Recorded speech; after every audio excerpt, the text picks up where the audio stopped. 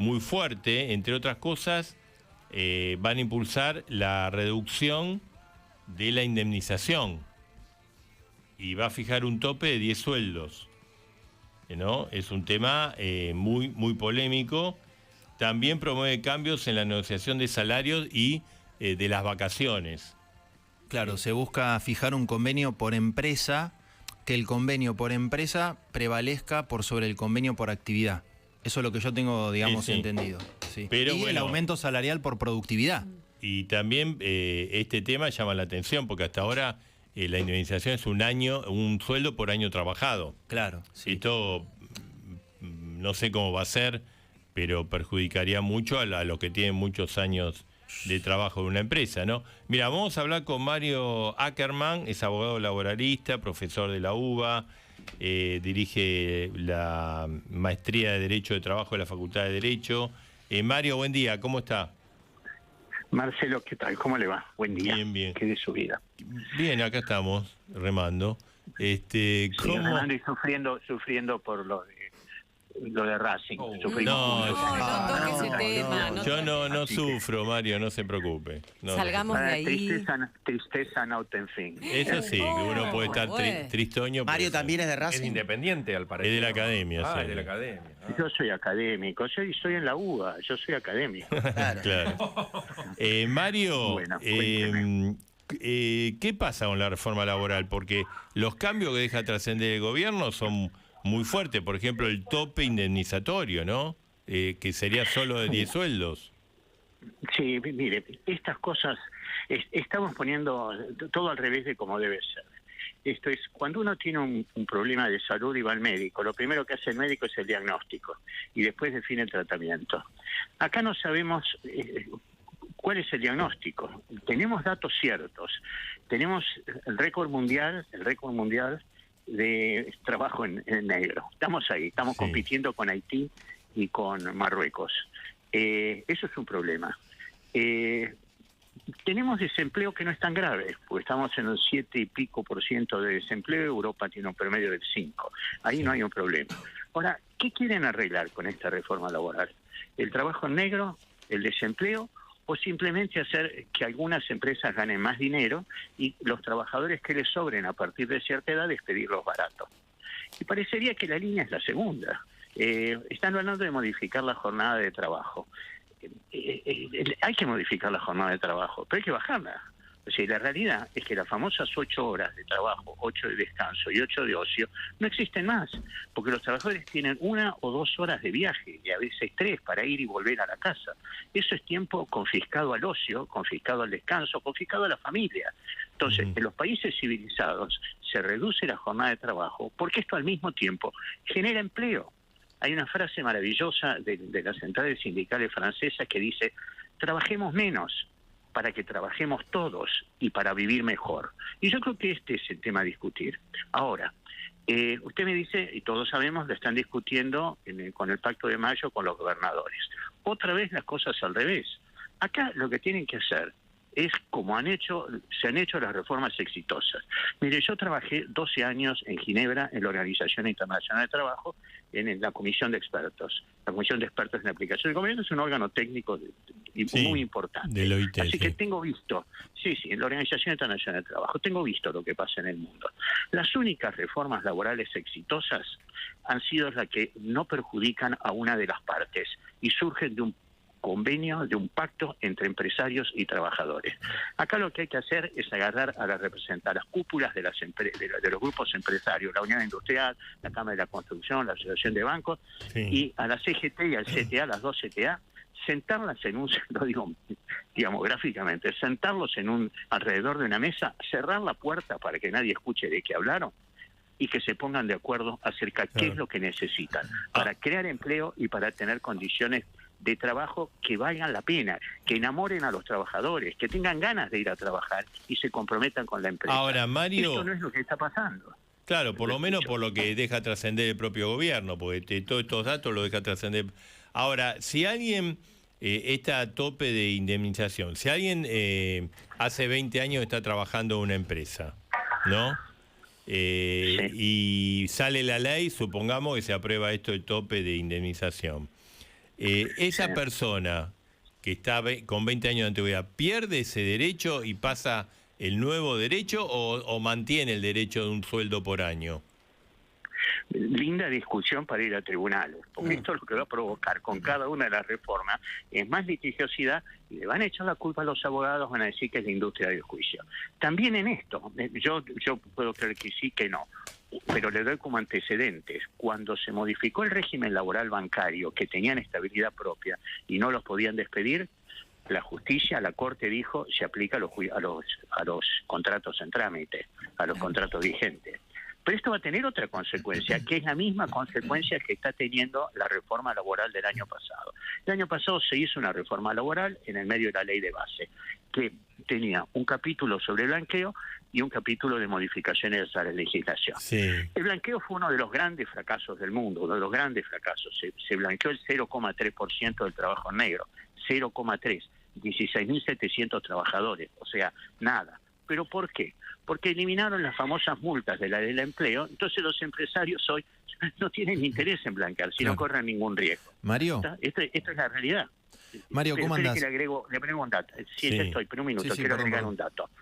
Lo que ha provocado, por eso digo que hacer las cosas al revés, lo que ha provocado la derogación de las multas es que hay una nueva litigiosidad y no reclaman ya las multas, reclaman daños y perjuicios. Tenemos una explosión de litigio, una explosión de juicios por trabajo en negro, pero en lugar de reclamar las indemnizaciones que ya no existen o las multas que ya no existen, reclaman daños y perjuicios y los empresarios están desesperados porque le caen juicios millonarios. Le daba ese ejemplo, porque, por ejemplo, una persona de 20 años hoy tiene una indemnización de 20 sueldos. Lamentablemente entra la ley, le baja la mitad la indemnización. Sí, pero aun cuando, esto sí se lo aplican a los que están, pero aun cuando se los apliquen a los del futuro, cuando los echen después de 15 o 20 años, se va a encontrar el empresario y se va a encontrar los jueces con que hay un artículo de la Constitución que protege contra el despido arbitrario. Y los tribunales lo que van a decir es, si la indemnización es muy baja y no protege adecuadamente contra el despido arbitrario, hay dos posibilidades. O es inconstitucional y manda a pagar lo que corresponde, o como no se compensa el daño producido por el despido, hay derecho a reclamar daños y perjuicios. En cualquiera de los dos casos, terminamos en tribunales. Que es lo que hay que evitar, ¿no? Lo que hay que buscar es que baje. Escúcheme, sí, cuando pasan estas cosas, los únicos beneficiados somos nosotros, los abogados. Los únicos que ganamos plata con los juicios somos los abogados. Ni la empresa ni el trabajador gana plata con un juicio. Ganamos nosotros. Ya sé, ahora me van a echar del colegio de abogados a mí. Pero está ahí. Mario, a ver, Bruno le quiere hacer una pregunta, Mario. Sí. Mario, una de las cuestiones que se está discutiendo en el proyecto de reforma laboral que impulsa el gobierno es un aumento salarial por productividad. O sea, en la Casa Rosada dicen, el que más produce, más gana. Pero ¿cómo haces para establecer criterios fijos de productividad? Porque si no, después se termina dando ese aumento a dedo, ¿no? Bueno, esto es interesante porque yo creo que no es una mala idea el premio por productividad y está contemplada en la legislación. La legislación dice hay un salario básico de convenio, como quiera que sea, y en la empresa se pueden pactar premios de cualquier naturaleza. Uno es por productividad. Yo lo que creo es que esto es perfectamente posible, se debe pactar en el convenio colectivo y en el convenio colectivo fijar las pautas para medir la productividad. Otra vez acuerdo entre empresarios y sindicatos. Y a propósito de esto le agrego algo. Están hablando también de la negociación colectiva por empresa y la descentralización de la negociación colectiva. Y le digo, más allá de la mala voluntad, para decirlo moderadamente, de lo que puedan tener, eso también está bien, pero con dos observaciones. La negociación por empresa tiene sentido para las grandes empresas. Para las grandes, Techin, por ejemplo, es razonable que tenga, o como se llame ahora, Siderar, no sé cómo es el nombre, es razonable que tenga un sindicato un convenio de empresa. ¿Por qué? Porque para la negociación hay paridad de fuerza. Está el sindicato por un lado y está un imperio económico por el otro. Pero en la pequeña y la mediana empresa no se puede negociar porque no hay paridad de fuerza. Hay que negociar con el sindicato. Sin sindicato no hay convenio colectivo. Claro. Esto hay que entenderlo también. No es que va a negociar individualmente. El convenio con empresa lo dice el OIT de toda la vida y además hay un convenio internacional sobre esta materia. Mario, entonces, Sí, buen día. Sí. Ahí escuchaba un poco las respuestas que le dabas a Marcelo y a Bruno y recordaba una charla que tuvimos ayer con la CGT donde, por un lado, aclaraban que no tenían la información completa de este borrador que anda circulando, que en definitiva el gobierno hasta diciembre no va a presentar, pero ya adelantan como que hay derechos que se van a restringir. ¿Vos coincidís con esta mirada? Digo, porque también hay cuestiones que a mí por lo menos me parecen positivas, como esto de las vacaciones fraccionadas. Cada vez hay más gente que tal vez no quiere tomarse las vacaciones todas seguidas y decide tomárselas en distintos momentos del año. O también esta cuestión, ¿no?, de una restricción al derecho de huelga, que es algo que desde diferentes por lo menos rubros se viene pidiendo que se garantice por lo menos un 75% de los servicios esenciales. Digo, ¿ahí habría derechos que se restringen o más bien, como sostiene el gobierno, se respetan? Bueno, a ver, estamos hablando de cosas distintas. Está bien, pero digo, esta va a ser una Yo creo discusión que por no, ahí pero yo llega te a los contesto tribunales te después, contesto ¿no? las dos cosas. Te contesto las dos cosas. Sí. Tema de vacaciones. Nosotros tenemos otro récord mundial, que es el de los feriados. Tenemos 11 feriados obligatorios que no se mueven, 4 feriados que se mueven, 3 feriados por turismo. Eso no le sirve a nadie y perjudica a las empresas porque ven interrumpido su proceso productivo.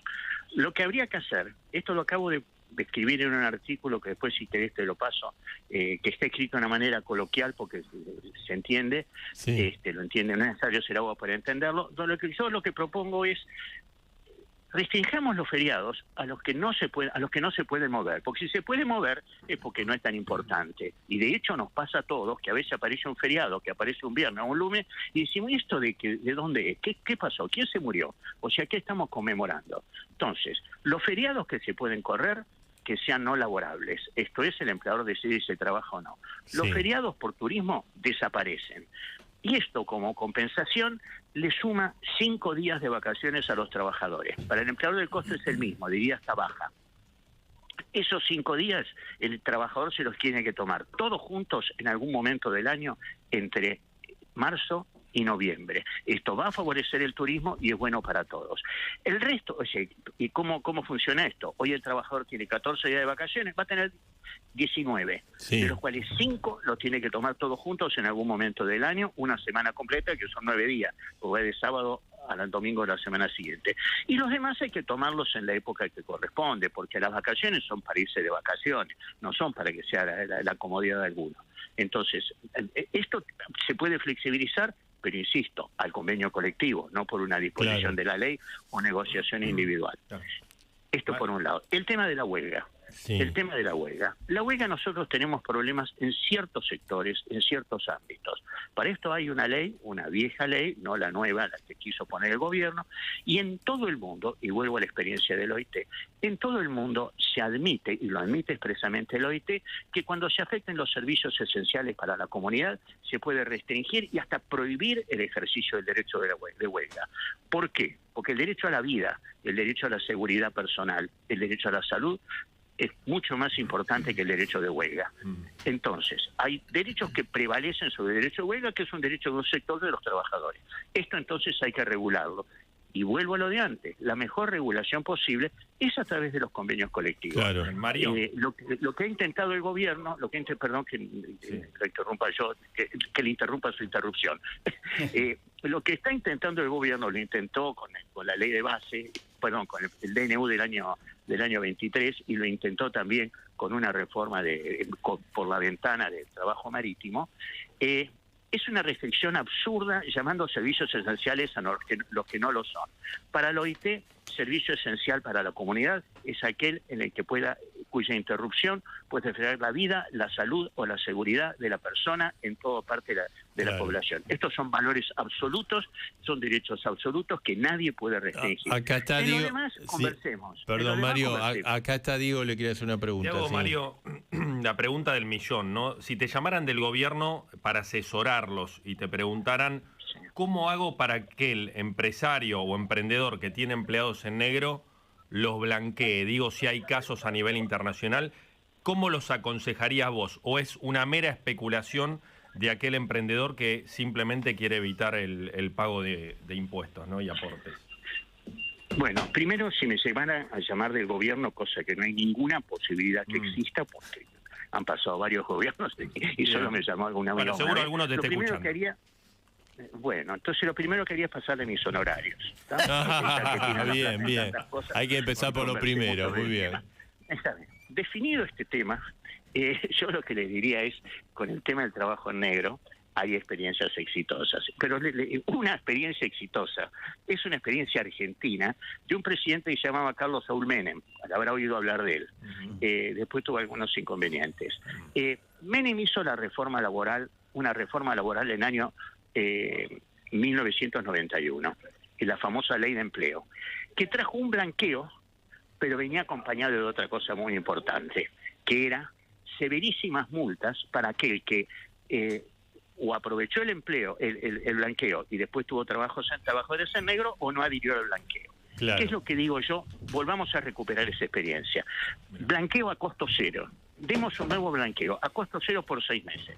Blanqueo con toda la antigüedad que quiera. Bien. Esa antigüedad va a servir en el futuro al trabajador. A partir de ahí, si lo agarramos con que tiene trabajadores en negro, me devuelve todo lo que le perdoné. Porque Bien. eso sí, es un, Claro, hay un eso es perdón, una- pero Es algo que en su momento más o menos funcionó. Lo que pasa es que todas estas Pero reformas tiene que haber laborales funcionan si el país crece. Porque si el país no crece, nadie va a tomar un empleador nuevo por más que tenga cero el derecho laboral, ¿no? Esta es mi opinión. Marcelo, está diciendo usted lo que marca el sentido común. Ningún empleador contrata a un trabajador que no necesita. Y si usted tiene una empresa que fabrica para la exportación, pero hoy no puede exportar porque los números no le cierran, porque este dólar no le permite ganar y tiene los derechos de exportación. Si ese mismo fabricante no tiene consumo interno porque ha caído el consumo interno y los trabajadores no tienen plata, y a los trabajadores en negro no hereda un crédito, pero además el crédito bancario está en costos inaccesibles, ese empleador no va a contratar a un trabajador que no necesita. Nadie contrata a trabajadores que no necesita, salvo algunos gobiernos provinciales o municipales. Bien. Vamos a ver. Porque no manejan la plata propia y no manejan la plata Vamos propia. a ver. Entonces, primero creemos las condiciones para que los empresarios tengan necesidad de contratar trabajadores. Y después vemos qué hacemos. Y después Bien. vemos cómo lo hacemos. Mario, gracias, Marcelo, ha sido un gusto y confío en que a la academia le vaya mejor en el corto plazo. Sí, ahora vamos a salir Hay que campeones. clasificar a la Libertadores. Vamos a salir campeones de ganar, campeonato torneo local. local. Perdí un solo Me partido. gusta cómo Sí. estás, ¿eh? Hay que confiar en Costa. Sí. Bien. Bueno, Gracias, Marcelo, le mando un abrazo. Gracias por Mario llamarme. Ackerman, abogado laboralista, súper interesante, ¿no?